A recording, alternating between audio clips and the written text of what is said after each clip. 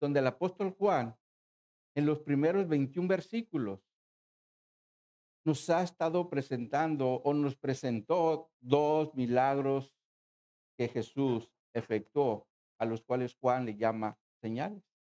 Sin embargo, una de ellas fue en público y la otra fue en privado. Ahora, la que fue en público fue cuando Jesús, con tan solo 5 panes de cebada y 2 peces, le dio alimentación a más de 5,000 hombres. Esto lo hizo de una forma pública. Sin embargo, el milagro en privado o la señal en privado fue cuando Jesús camina sobre las aguas en el mar de Galilea, y ahí solamente los discípulos de Jesús fueron los testigos oculares. Nada más eso fue hacia ellos y el otro fue hacia las multitudes.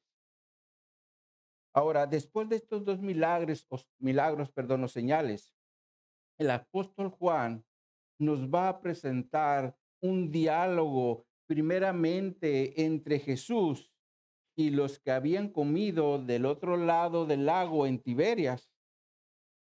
Y después el diálogo se va a tornar entre Jesús y unos judíos religiosos cuando Jesús estaba enseñando en una sinagoga en Capernaum. La semana pasada empezamos a ver el diálogo entre Jesús y los que le siguieron después de haber comido en Tiberias, a los cuales Jesús les dice: me siguen o me buscan, no por las señales que han visto, sino porque comieron el pan y se saciaron. Y bajo este contexto, Jesús les da un mandamiento cuando les dice: trabajen, pero no por la comida que perece, sino por la comida que a vida eterna permanece, la cual el Hijo del Hombre os dará.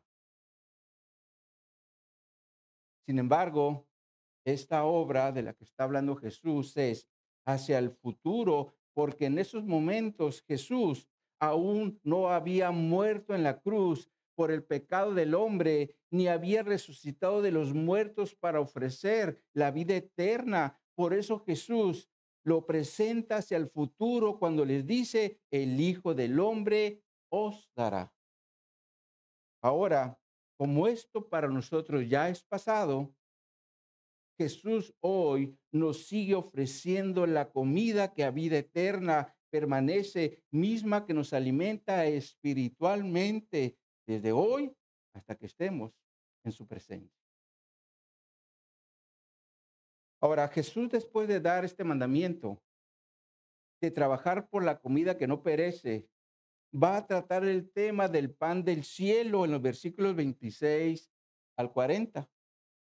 Y con esto en mente, les invito a abrir su Biblia para que demos lectura al texto base en el Evangelio de Juan, capítulo 6, versículos 26 al 40. Juan, capítulo 6, versículos, va a ser del 28, perdón, en adelante. Dice aquí la palabra de Dios. Juan 6, 28. Entonces le dijeron: ¿qué debemos hacer para poner en práctica las obras de Dios?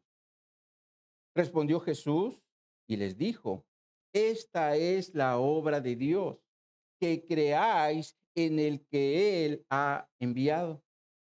Y le dijeron: entonces, ¿qué señal pues haces tú para que veamos y te creamos qué obra haces? Nuestros padres comieron el maná en el desierto, como está escrito: pan del cielo les dio a comer. Y Jesús les dijo: de cierto os digo, no os dio Moisés el pan del cielo, mas mi Padre os da el verdadero pan del cielo, porque el pan de Dios es aquel que descendió del cielo y da vida al mundo. Le dijeron: Señor, danos siempre este pan. Jesús les dijo: yo soy el pan de vida. El que a mí viene nunca tendrá hambre, y el que en mí cree no tendrá sed jamás. Mas os he dicho que aunque me habéis visto, no creéis. Todo lo que el Padre me da vendrá a mí, y el que a mí viene, no le echo fuera. Porque he descendido del cielo no para hacer mi voluntad, sino la voluntad del que me envió.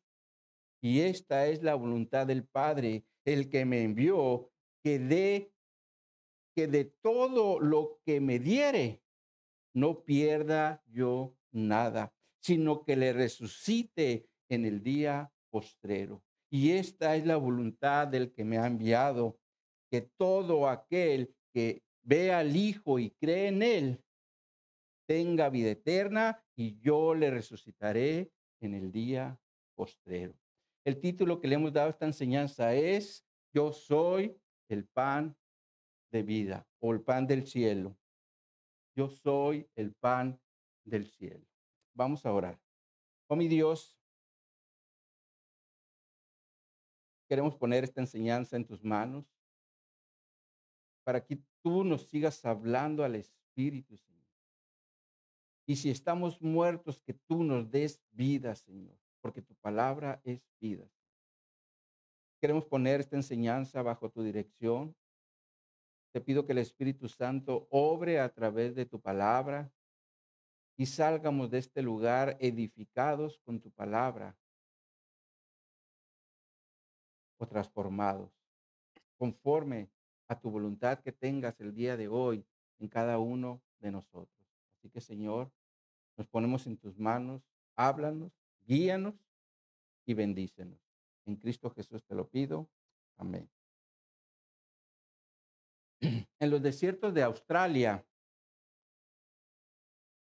Australia Central, se da una planta llamada nardo, la cual los nativos de esa región, cuando no pueden obtener alimento, se comen las semillas de esta planta, las cuales o las semillas hacen que ellos se sientan satisfechos. Comen las semillas y como que se les quita el hambre. Sin embargo, aunque esta planta les hace estar satisfechos para no sentir hambre, esta planta no los nutre.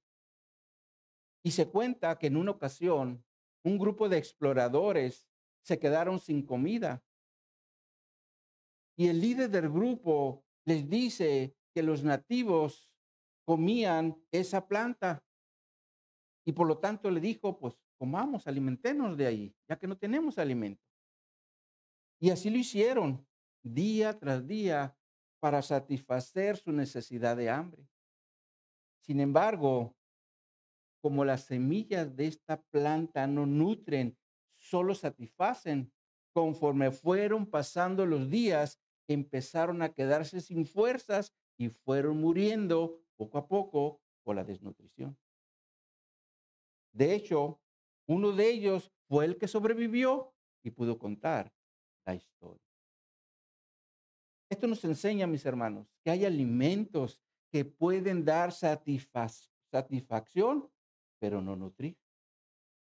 Y en lo espiritual, mis hermanos, pasa exactamente lo mismo, porque hay quienes dan alimento que aparentemente nutre espiritualmente, pero solo es un alimento que satisface. Y conforme pasan los días, la gente empieza a morir espiritualmente. Un ejemplo de esto es cuando en una iglesia el énfasis solamente está en las emociones y no en la palabra de Dios. Por eso la gente sale de esas reuniones satisfecha y con mucha motivación para seguir adelante, porque les enseñaron: saca el campeón que hay dentro de ti. Pero como no fueron nutridos con la palabra de Dios, su vida espiritual empezó a decaer. Por eso necesitamos el alimento espiritual que nos nutre, el cual tenemos en la palabra de Dios. Y esto es, mis hermanos, porque si nos alimentamos solamente por las emociones corremos el riesgo de estar recibiendo un alimento como el nardo, el cual satisface, pero no nutre. Y en este sentido, mis hermanos, los que fueron alimentados por Jesús allí en Tiberias, en lugar de estar buscando a Jesús para que les dé el verdadero alimento espiritual, es decir, el alimento que los nutre para vida eterna, el apóstol Juan nos dice que solo iban buscando el alimento terrenal, es decir, el alimento que perece. Pero lo peor aún es que confundieron el alimento de la vida eterna con las obras. Por eso le contestan a Jesús en el versículo 28 de nuestro texto base. ¿Qué debemos hacer para poner en práctica las obras de Dios? Esta es una pregunta interesante porque denota que hay un deseo de hacer algo para recibir ese alimento que Jesús acaba de mencionar en el versículo 27. Sin embargo, lo que los judíos no entendían, como muchos en la actualidad tampoco lo entienden, es que el alimento que Jesús nos ofrece no se recibe por medio de obra humana, aunque algunos lo siguen enseñando, porque piensan que la salvación se gana por medio de obras. Por ejemplo, debes venir siempre a la iglesia. Debes ofrendar o diezmar sin falta. Debes tratar bien a tu esposa y a tus hijos. O no debes pagar mal por mal. Ahora, no es que esto sea malo. De hecho, deben ser características de un verdadero cristiano. Pero el problema es que se enseñe que por cumplir ciertos lineamientos recibiremos el favor de Dios para salvación, lo cual es un error. Porque la única obra que Dios acepta para salvación es la de Cristo en la cruz, cuando dio el pago de todos nuestros pecados. Y por lo tanto, nunca será por aquellas buenas obras que hagamos, porque la salvación del hombre viene únicamente por medio de la obra de Cristo en la cruz. Es el único camino. Ahora, aquí también es importante mencionar que Dios en el Antiguo Testamento o pacto estableció un pacto de obras.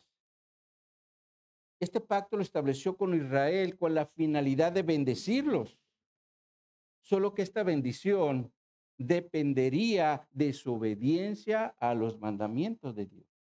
De hecho, en Deuteronomio capítulo 28 nos habla de esas bendiciones que Dios dice que le va a dar al pueblo de Israel si son obedientes a su palabra, pero también les habla de las consecuencias, es decir, de las maldiciones si son desobedientes a su palabra. Y por lo tanto, si los israelitas eran obedientes a los mandamientos o estatutos de Dios, ellos recibían bendición, pero si no, recibirían maldición. Ahora, por otro lado, el problema de este pacto es que empezaron a hacer las cosas de una forma religiosa, empezando por los sacerdotes, es decir, por los representantes de Dios en la tierra. Por eso el Señor les dice en el libro de Malaquías, en el capítulo 1, versículo 6, se los vamos a poner en la pantalla. Dice aquí el Señor hablándole al pueblo. El hijo honra al padre y el siervo a su señor. Si pues soy yo padre, ¿dónde está mi honra? Y si soy señor, ¿dónde está mi temor? Dice Jehová de los ejércitos a vosotros, oh sacerdotes, que menospreciáis mi nombre y decís en que hemos menospreciado tu nombre. Es claro que los sacerdotes aquí estaban fingiendo demencia, por eso le dicen al Señor, en que hemos menospreciado tu nombre.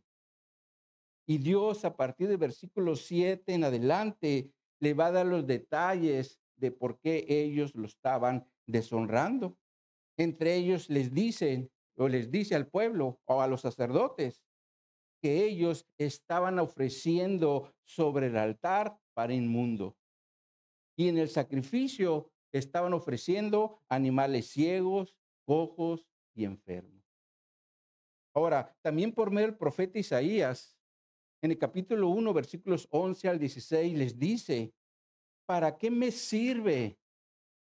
Le dice el Señor al pueblo, ¿para qué me sirve la multitud de sus sacrificios? Hastiado estoy de holocaustos de carneros. No quiero sangre de bueyes, ni ovejas, ni de machos cabríos.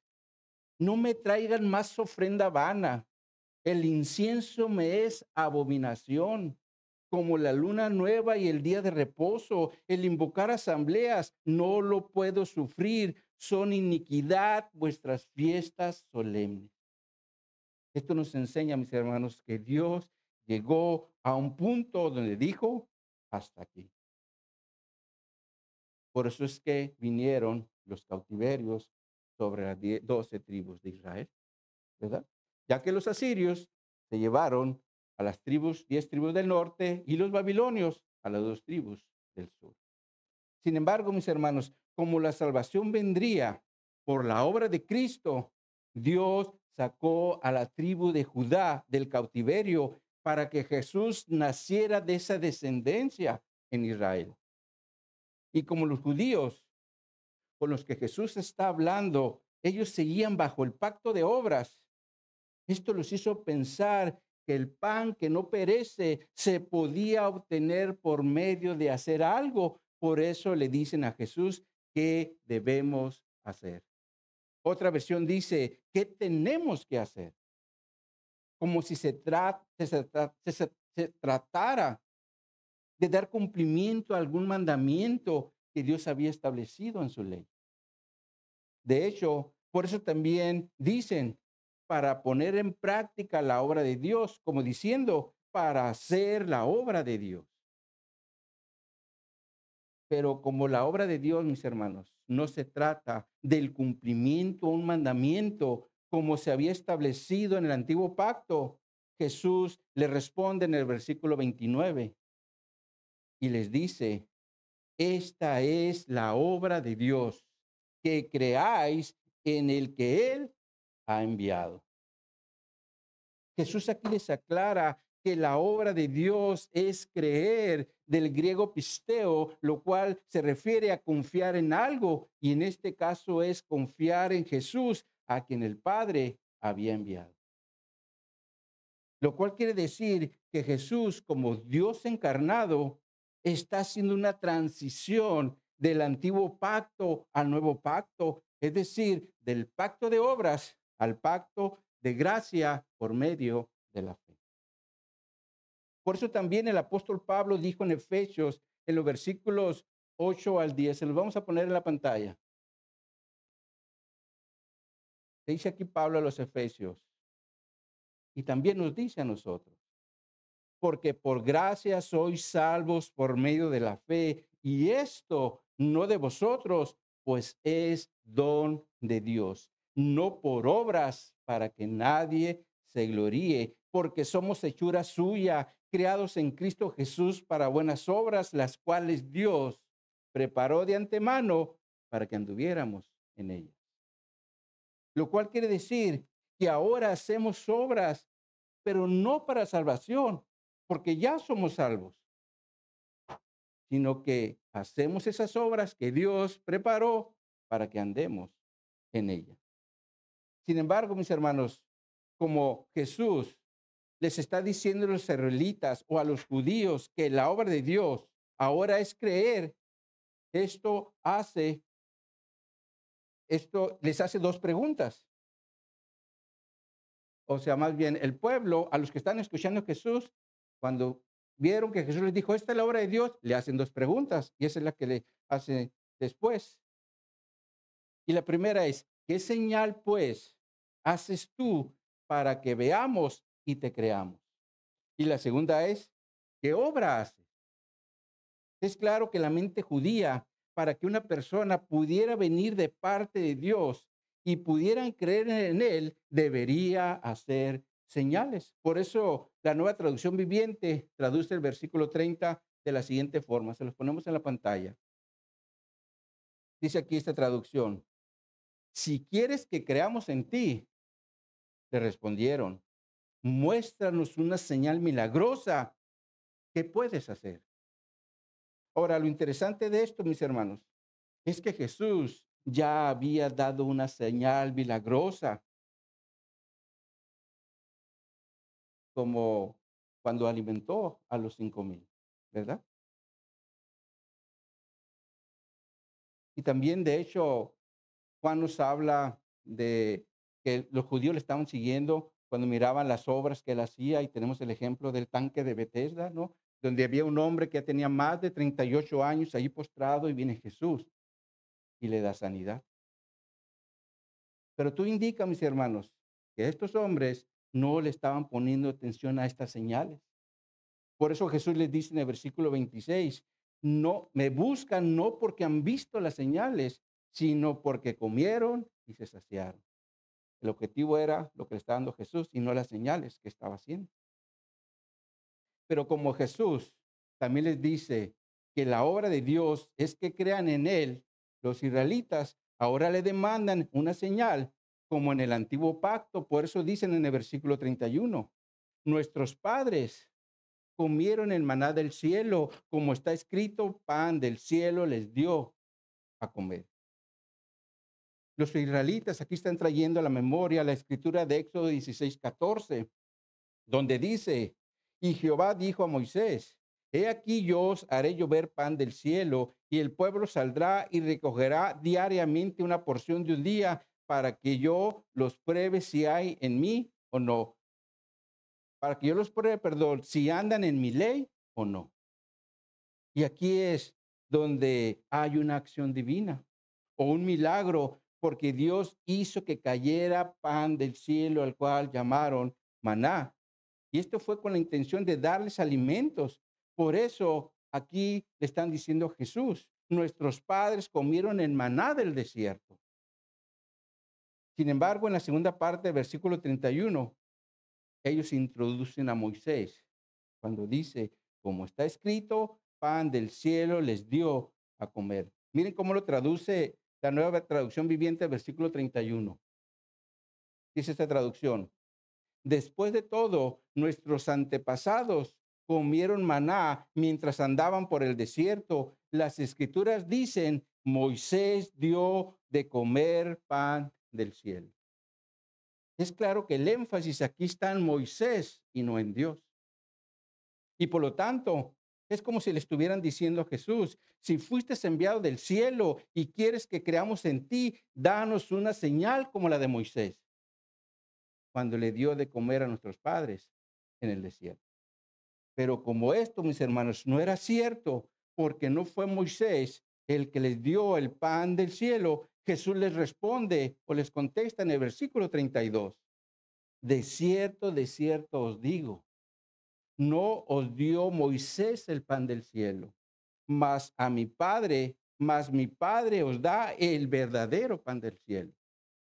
Si observan, Jesús aquí está haciendo una afirmación cuando dice, de cierto os digo, la cual en griego es amén, amén. Y la palabra amén en griego significa en verdad, que así sea o así es.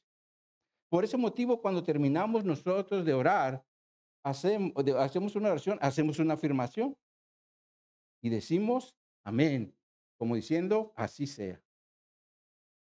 Solo que Jesús aquí está utilizando el amén para afirmar una verdad, como diciendo en verdad, lo que digo o les digo que no fue Moisés el que dio un pan, les dio el pan del cielo, sino mi Padre es el que les dio el verdadero pan del cielo.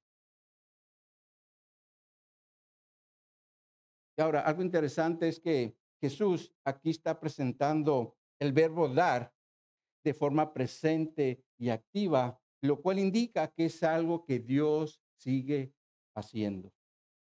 Por eso la nueva traducción viviente lo traduce de la siguiente forma. Se los ponemos en la pantalla. Juan 6:32. Jesús le respondió, les digo la verdad, no fue Moisés quien les dio el pan del cielo fue mi Padre, y ahora Él les ofrece el verdadero pan del cielo.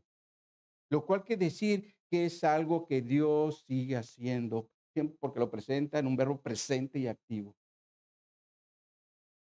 Y bajo este contexto, Jesús les continúa diciendo en el versículo 33, porque el pan de Dios es aquel que descendió del cielo y da vida al mundo.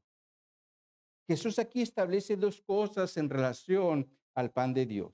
La primera es que el pan de Dios es el que descendió del cielo. Y lo interesante aquí es que la palabra descendió no es pasado, sino presente y activo, lo cual quiere decir que es algo que sigue descendiendo. Y lo segundo es que da vida. Y el da aquí también es presente y activo, lo cual indica que es algo que se sigue dando. Entonces, lo que Jesús está diciendo aquí es que el pan de Dios sigue descendiendo del cielo y sigue dando vida. Y como que eso sí lo entendieron los judíos. Por eso, después en el versículo 34, le dicen a Jesús, Señor, danos siempre este pan. Aquí ya están reconociendo a Jesús como Señor, del griego kairos, lo cual se refiere a un título de respeto o de una posición de autoridad. Sin embargo, cuando la palabra Señor se presenta con una minúscula, la autoridad es terrenal, como lo es un jefe o es un padre de familia. Pero cuando la palabra Señor está en mayúscula, la autoridad es celestial. Y les pongo un ejemplo. Cuando David, en el Salmo 110, en el versículo 1, está haciendo alusión al Mesías, dice lo siguiente. Les ponemos la escritura en la pantalla. 110:1. Dice aquí David. Jehová dijo a mi Señor, siéntate a mi diestra hasta que ponga a tus enemigos por estrado de tus pies. Aquí la palabra Jehová es una referencia al Dios de Israel, es decir, al Padre. Y la palabra Señor es una referencia a Jesús, el Hijo, solo que en hebreo se escribe Adonai, y la palabra Adonai también es una referencia al Dios de Israel. Y por lo tanto, es como si David estuviera diciendo, dijo el Dios de Israel al Dios de Israel, siéntate a mi diestra hasta que ponga tus enemigos por estrado de tus pies. Entonces David aquí está utilizando la palabra Adonai para referirse al Mesías, es decir, al Cristo. Pero veamos ahora por qué la palabra Señor del hebreo Adonai es una alusión a Jesús en el Nuevo Testamento. Y voy a tomar de referencia cuando Jesús está hablando con unos fariseos y le hace las siguientes dos preguntas. La primera es, ¿qué pensáis del Cristo? Y la segunda es, ¿de quién es hijo? Y los fariseos le contestan a Jesús, pues es hijo de David. Sin embargo, Jesús les dice lo siguiente en Mateo 22, versículos 43 al 45. Se los ponemos en la pantalla.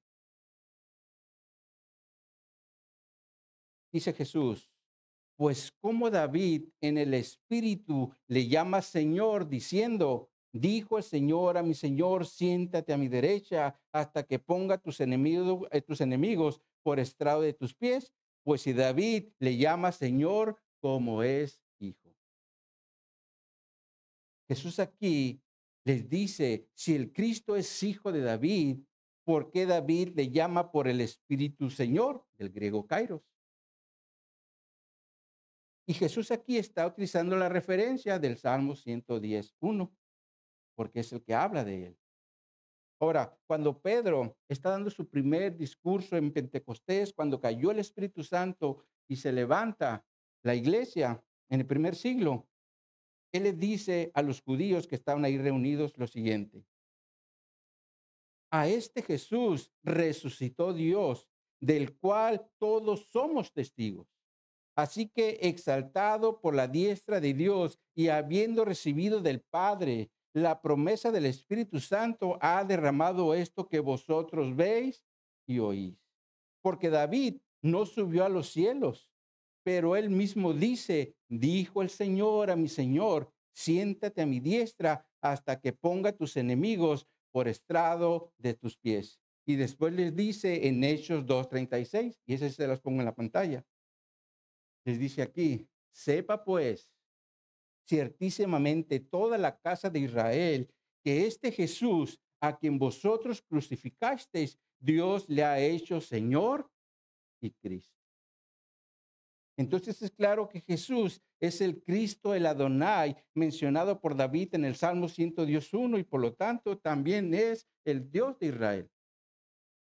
Por eso los que estaban hablando con Jesús ahora le dicen Señor, porque entendieron que Jesús es Dios y es el que puede darles el pan del cielo, el que no perece porque es para vida eterna. Y bajo este contexto, Jesús en el versículo 35 les afirma, yo soy el pan de vida. El que a mí viene nunca tendrá hambre y el que en mí cree no tendrá sed jamás. Jesús aquí nuevamente afirma que es Dios. Por eso el yo está con mayúscula cuando dice yo soy el pan de vida, es decir, el pan que ellos le están pidiendo. Sin embargo, Jesús también aquí les dice, el que a mí viene nunca tendrá hambre y el que en mí cree no tendrá sed jamás.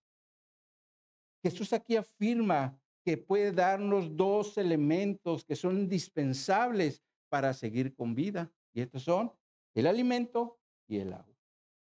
Porque si una persona no come, se desnutre y muere. Y si no toma agua, se deshidrata y también muere. Entonces, si queremos seguir con vida, necesitamos comer y beber. Y Jesús nos da la comida y la bebida que necesitamos para vivir, solamente que esta comida y esta bebida son espirituales. Por eso también le dijo a la mujer samaritana en Juan 4:14, mas el que bebiere del agua que yo le daré no tendrá sed jamás, sino que el agua que yo le daré será en él una fuente de agua que salte para vida eterna. Es claro que aquí el agua es espiritual, como también la comida que Jesús nos ofrece. Sin embargo, Jesús presenta dos condiciones, una para el pan y una para el agua. En relación al pan dice, si nunca quieres tener hambre, tienes que venir a mí. Y en relación al agua dice, si nunca quieres tener sed, tienes que creer en mí. Y por lo tanto, para poder tener el pan y el agua, debemos ir a Jesús y creer en él. Así de fácil. Pero el problema es, mis hermanos, que a muchos les cuesta creer esto. Y cuando esto pasa, el legalismo religioso hace acto de presencia, porque luego dicen, no, es que tienes que hacer esto o es que tienes que hacer aquello.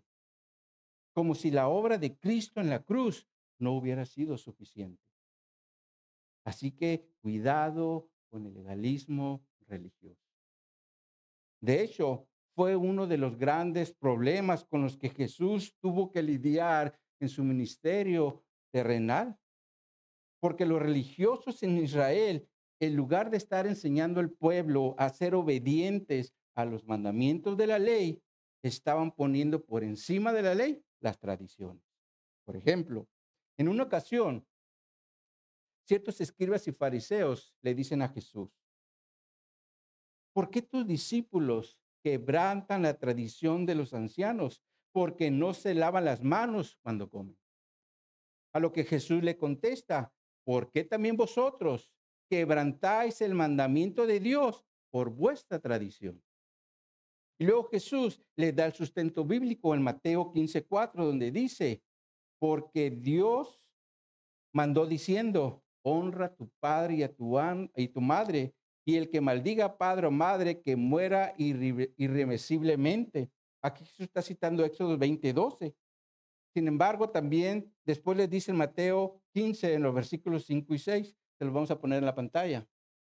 Les dice, pero vosotros decís, cualquiera que diga a su padre o a su madre que eso que es mi ofrenda a Dios, todo aquello que pudiera ayudarle, y no ha de honrar a su padre y a su madre, así habéis invalidado el mandamiento de Dios por vuestra tradición.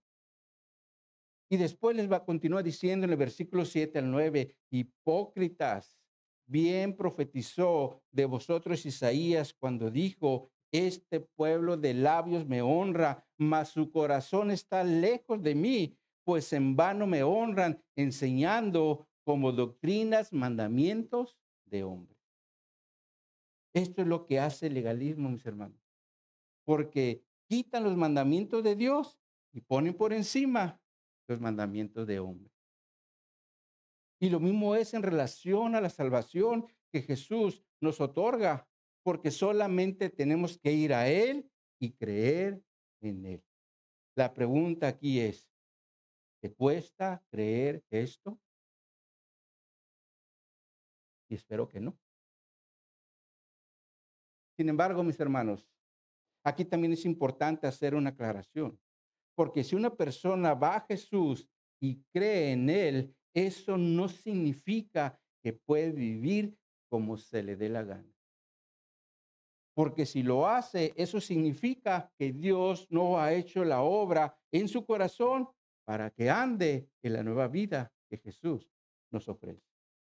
Por eso el apóstol Pablo le dijo a los colosenses, en Colosenses 3, en los primeros dos versículos, si pues, si pues habéis resucitado con Cristo, buscad las cosas de arriba, donde está Cristo sentado a la diestra de Dios.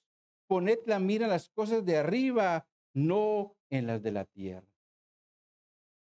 Es claro que Cristo nos enseña, o más bien Pablo aquí les está diciendo que debemos buscar las cosas de arriba y no las de la tierra, o todas aquellas cosas que nos ofrece la tierra. Sin embargo, para que nos quede más claro el punto, les invito a ir a su Biblia, a Colosenses, capítulo 3, y leamos a partir del versículo 5 en adelante. Colosenses, capítulo 3, versículos 5 en adelante.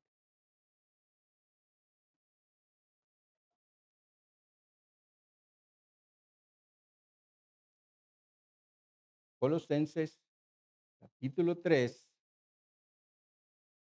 versículo 5 en adelante, nos dice, haced morir pues lo terrenal en vosotros, fornicación, impureza, pasiones desordenadas, malos deseos y avaricia, que es idolatría, cosas por las cuales la ira de Dios viene sobre los hijos de desobediencia, en los cuales vosotros también anduvisteis en otro tiempo cuando vivías en ellas. Pero ahora dejad también vosotros todas estas cosas: ira, enojo, malicia, blasfema, palabras deshonestas de vuestra boca. No mintáis los unos a los otros, habiendo despojado el viejo hombre con sus hechos y revestido del nuevo, el cual conforme a la imagen del que lo creó se va renovando hasta el conocimiento pleno, donde no hay griego ni judío, circuncisión ni incircuncisión, bárbaro ni escita, siervo ni libre, sino que Cristo es el todo y en todos. Vestíos pues como escogidos de Dios, santos y amados, de entrañable misericordia, de benignidad, de humildad, de mansedumbre, de paciencia, soportándonos los unos a los otros y perdonándonos unos a otros, si alguno tuviera queja contra otro. De la manera que Cristo os perdonó, así también hacedlo vosotros, y sobre todas estas cosas vestíos de amor, que es el vínculo perfecto. Estas son las cosas que Dios nos instruye en su palabra, y si somos cristianos debemos de obedecer las instrucciones que que el Señor nos dejó en su palabra, porque en su palabra está la voluntad de Dios. Entonces, retomando, Jesús dice que si vamos a Él y creemos en Él, nunca tendremos hambre y sed, lo cual indica que siempre estaremos saciados hablando espiritualmente. Sin embargo, por el contexto posterior, entendemos que había judíos religiosos, los cuales, aunque habían visto a Jesús y lo que él hacía, no creían en él cuando él estaba enseñando en en una sinagoga, como el apóstol Juan lo menciona en el versículo 59. Regresemos al texto base. Juan 6:59 nos dice, estas cosas dijo en la sinagoga, enseñando en Capernaum. Allí donde estaba Jesús enseñando. Y por lo tanto, a partir del versículo 36 hasta el 59, el diálogo de Jesús ya no es con los que le seguían, es decir, con los que está hablando en los versículos 25 al 35, porque ahora va a ser con los judíos religiosos que lo estaban escuchando en la sinagoga, a los cuales Jesús les dice en el versículo 36, mas os he dicho que aunque me habéis visto, no creéis. Miren cómo lo traduce la Nueva Traducción Viviente. Se lo ponemos en la pantalla. Dice esta traducción, pero ustedes no han creído en mí a pesar de que me han visto. Si hay algo, mis hermanos, que nos puede impedir ir a Jesús y creer en Él, esto es la incredulidad. Porque la incredulidad no nos permite poner confianza o nuestra confianza en Jesús, como pasó con los religiosos de Israel, los cuales, a pesar de haber visto todas las señales que Jesús hizo, como sanar enfermos y dar vista a los ciegos, nunca creyeron en él. Y esto es lo que hace la incredulidad y por lo tanto es como un cáncer para la fe, porque nos enferma y mata. Pero lo maravilloso de la obra de Dios, mis hermanos, es que Dios en su amor y misericordia nos puede quitar toda incredulidad para que busquemos a Jesús y nos dé vida eterna. Y este es el punto que Jesús va a tocar de los versículos 37 al 40. Pero veamos primero el versículo 37, donde Jesús dice, todo lo que el Padre me da, vendrá a mí, y el que a mí viene, no le echo fuera. Todo lo que el Padre me da, vendrá a mí, y el que viene a mí, no le echo fuera. Jesús aquí, en el contexto del pan de vida, nos dice que el Padre hace una obra en el ser humano para que él ahora sea de Jesús y vaya a Jesús. Por eso dice, todo lo que el Padre me da, vendrá a mí. Ahora, aquí el me da es un verbo presente y activo, lo cual significa que es algo que el Padre sigue haciendo. Y la mejor evidencia de esto es su iglesia, es decir, nosotros, los que hemos aceptado a Jesús como nuestro Señor y Salvador. Solo que esta obra de ir a Jesús es del Padre, porque el hombre por naturaleza no busca a Dios, como también la Escritura lo enseña en Romanos 3, en los versículos 10 al 12, donde nos dice, como está escrito, no hay justo ni aun uno. No hay quien entienda, no hay quien busque a Dios. Todos se desviaron, aún se hicieron inútiles. No hay quien haga lo bueno, no hay ni siquiera uno. Esta es la verdadera condición del ser humano. Por eso Dios tiene que hacer una obra en su corazón para que busque a Jesús. Y para que esto suceda, Dios primeramente se va a revelar al ser humano, solo que Dios lo hace de diferentes formas. Por ejemplo, lo puede hacer a través de una situación muy difícil, como una enfermedad, como a través de la pérdida de un ser querido, con problemas en el trabajo, problemas en el matrimonio o problemas con un ser amado. Estas son situaciones que Dios permite para que volteemos a verlo. Y una vez que lo hacemos, Dios nos envía a Jesús para que nos dé vida eterna. Por eso Jesús, en su oración sacerdotal, dice en Juan 17, en los versículos 1 y 2, Padre, la hora ha llegado, glorifica a tu Hijo, para que también tu Hijo te glorifique a ti, como le has dado potestad sobre toda carne, para que dé vida eterna a todos los que me diste.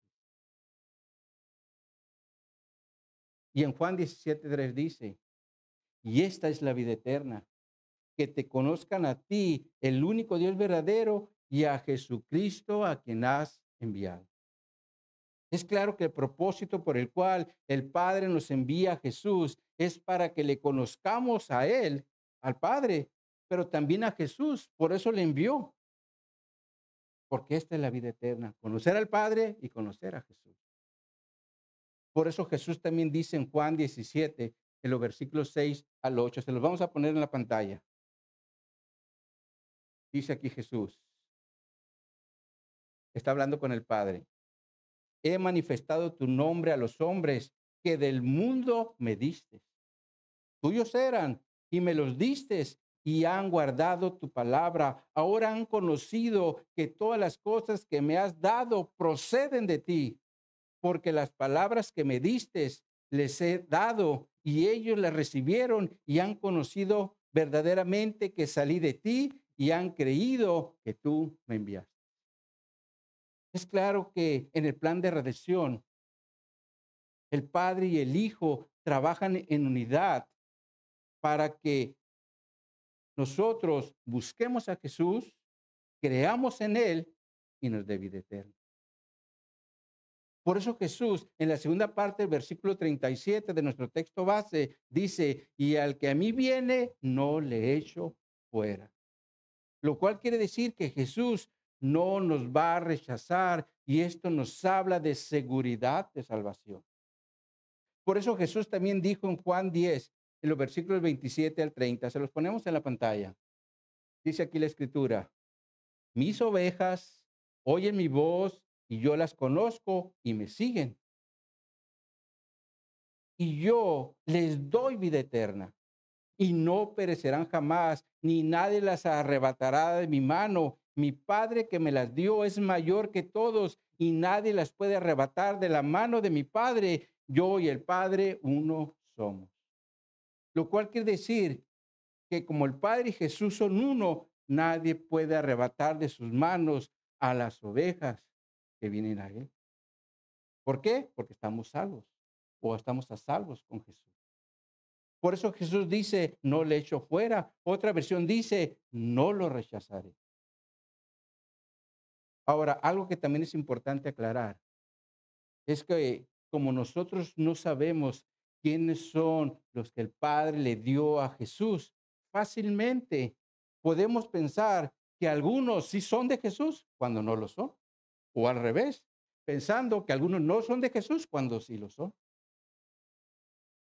Por eso como seres humanos no podemos afirmar quién es salvo y quién no lo es.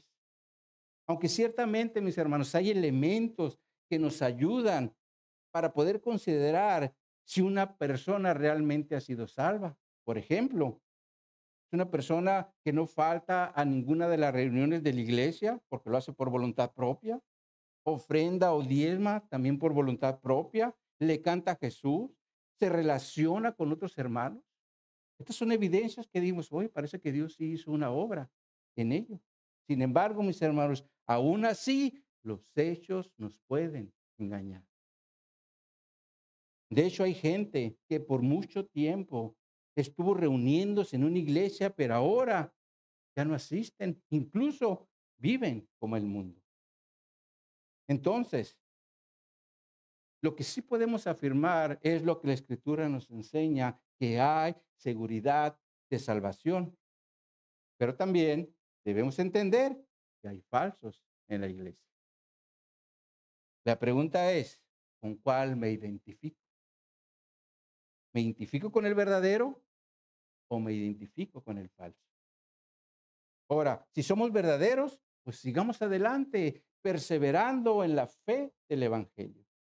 Pero si no lo somos, pidamos al Padre que nos mande con Jesús para que nos dé salvación y vida eterna, como dice su palabra.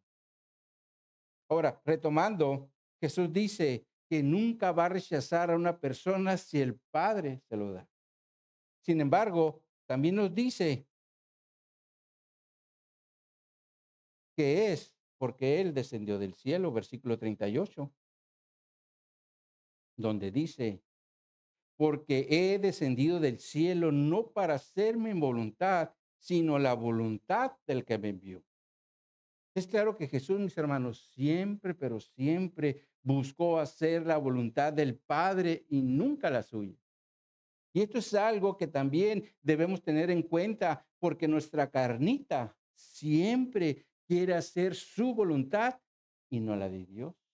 Por ejemplo, el reunirnos para orar, como lo hacemos al inicio del servicio o los jueves ahora por videollamada, o venir los domingos a la iglesia para adorar juntos a Jesús y seguir aprendiendo de su palabra, pero nuestra carne muchas veces se resiste a hacer.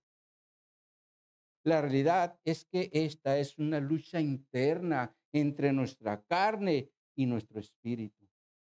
Sin embargo, el que tenga el control de nuestro ser, ese es el que va a dirigirnos. Si es el Espíritu Santo, siempre nos va a llevar a estar buscando hacer la obra de Dios. Pero si es la carne, pretextos nos van a sobrar para hacer nuestra voluntad y no la de Dios. ¿Se imaginan, mis hermanos, si Jesús fuera como nosotros? Lo más seguro es que cuando tenía que ir a la cruz, hubiera dicho, no, que vaya Pedro, que vaya Juan. Mira, yo aquí me quedo enseñando, porque la carne no quiere sufrir, quiere estar siempre en comodidad y en deleite. Pero gracias a Dios, Jesús siempre buscó hacer la voluntad del Padre hasta la muerte para resucitarnos en el día postrero, como lo menciona en el versículo 39 y 40, el texto base donde dice, y esta es la voluntad del Padre, el que me envió, que de que todo lo que me diere no pierda yo nada, sino que lo resucite en el día postrero. Y esta es la voluntad del que me ha enviado, que todo aquel que ve al Hijo y cree en él tenga vida eterna y yo le resucitaré en el día postrero. Si observan, Jesús aquí está resaltando la voluntad del Padre, la cual es darle ovejas a Jesús para que las pastoree, les dé alimento y no se pierda ninguna. Pero también para darle resurrección en el día postrero, fecha que al día de hoy no ha llegado, pero un día va a llegar. Y si somos cristianos que hemos ido a Jesús, que hemos creído en Jesús, debemos estar preparados porque un día nos vamos a encontrar con nuestro Señor cuando Él regrese. De hecho, la muerte puede ser un acceso directo a la presencia de Dios, de nuestro Dios. Y la pregunta es, ¿estamos listos para nuestro encuentro con Jesús?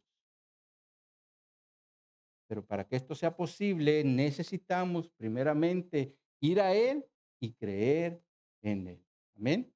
Entonces, como conclusión, como iglesia, debemos tener siempre presente que Jesús es el único autorizado por el Padre para darnos salvación, vida eterna y resurrección de los muertos en el día postrero. Sin embargo, nuestra responsabilidad como seres humanos es ir a Él y creer en Él. Y si alguien de los que está aquí o de alguien que nos está mirando por las redes sociales no ha aceptado a Jesús como su Señor y Salvador, necesitan ir a Él en arrepentimiento de pecados y aceptándolo como su Señor y Salvador para que les dé salvación y vida eterna. No permitan que la incredulidad o la religiosidad sea un estorbo para encontrarse con Jesús. Porque los que mueren rechazando a Jesús pasarán su eternidad en el infierno junto con Satanás y sus demonios, como se menciona en el juicio del trono blanco en Apocalipsis 20, en los versículos 11. Así que lo reitero, Si alguien no ha aceptado a Jesús como su Señor y Salvador, pídanle al Padre que les dé ese deseo de ir a Él y creer en Él para que Jesús les dé salvación y vida eterna.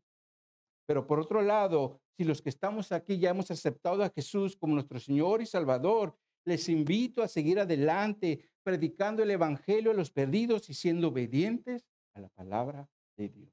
Amén. Oremos.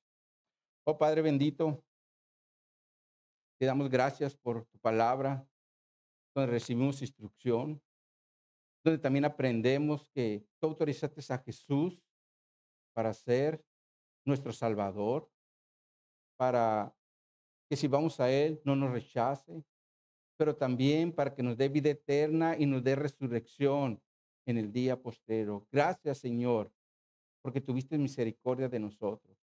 Porque la realidad es que por nuestra naturaleza carnal no te buscábamos. Andábamos haciendo miles de cosas menos ir a Jesús. Pero te damos gracias porque te revelaste a nuestra vida para ir a buscar a Jesús y poder obtener la salvación y la vida eterna que Jesús nos ofrece. Sin embargo, Padre, yo te pido por aquellos que aún no lo han hecho, porque su vida eterna va a depender de eso. Tú dices claramente en tu palabra que hay dos destinos eternos. Uno es a tu lado con Jesús y el otro es en el castigo eterno con Satanás y sus demonios. Yo te pido, Padre, que tengas misericordia de aquellos que viven en incredulidad, de aquellos que siguen rechazando a Jesús, porque su eternidad va a depender de él. Y ayúdanos a nosotros, Señor, a seguir firmes, seguir adelante, compartiendo el mensaje de las buenas nuevas a los perdidos, para que ellos te conozcan, que conozcan a ti, Padre, y conozcan a Jesús, porque esto es la vida eterna, como dice tu palabra, Señor. Así que gracias, Señor, porque lo que nos has estado enseñando a través de tu palabra, y ayúdanos a seguir adelante, glorificando tu santo nombre, haciendo tu voluntad y siendo obedientes a tu palabra. Y te lo pedimos en Cristo Jesús. Amén y amén.